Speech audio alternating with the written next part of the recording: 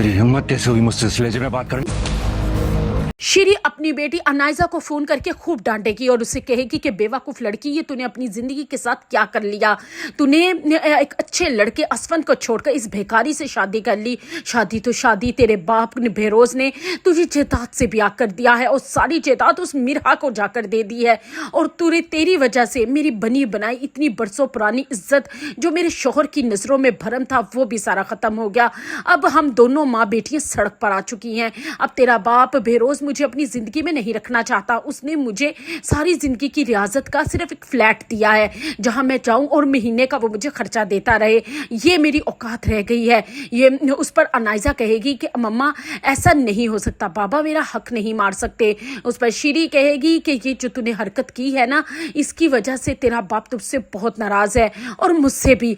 वापिस आ जा, छोड़ दे इस भिखारी को, इसने तुझे कुछ नहीं देना। आकर अपने बाप से माफी मांग ले, अभी भी वक्त है, इससे पहले कि सब कुछ मेरा हड़प कर जाए और तू और मैं सड़क पर बैठ के कोला पकड़ के भीख मांगते रहें।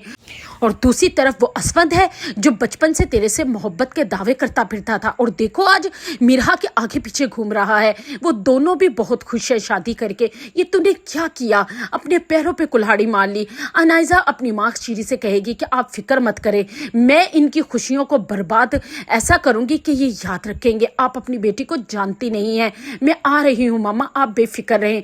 और दूसरी तरफ बेरोज अपने घर में सरप्राइज बर्थडे पार्टी रखेगा, वो भी अपनी बेटी मिरहा के लिए।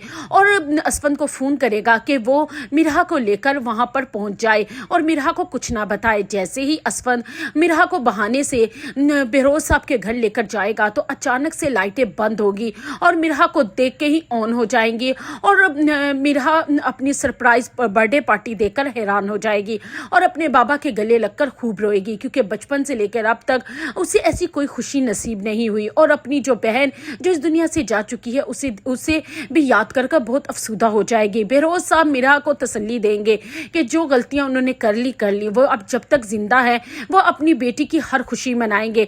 इतने में वहां पर अनायजा अपने शोहर शारिक के साथ पहुंच जाएगी और इस तरह अपने बाप को मिरहा की बर्थडे पार्टी पर खुश देखकर और इस तरह तैयारियां देखकर जल भून जाएगी और अपने बाप को कहेगी वाह वाह, बाप हो तो आप जैसा जो अपनी औलाद में कितना फर्क करता है। एक सगी बेटी को अब गले लगाए बैठे हैं और एक जो आप जिसे आपने अपनी जायदाद के ही हिस्से से अलग कर दिया है, उठाकर बाहर फेंक दिया है। मैंने ऐसी कौन सी गलती की थी, अपना हक ही इस्तेमाल किया है जो इस्लाम भी देता है, अपनी मर्जी से शादी की है, इसके अलावा तो कुछ नहीं किया ना।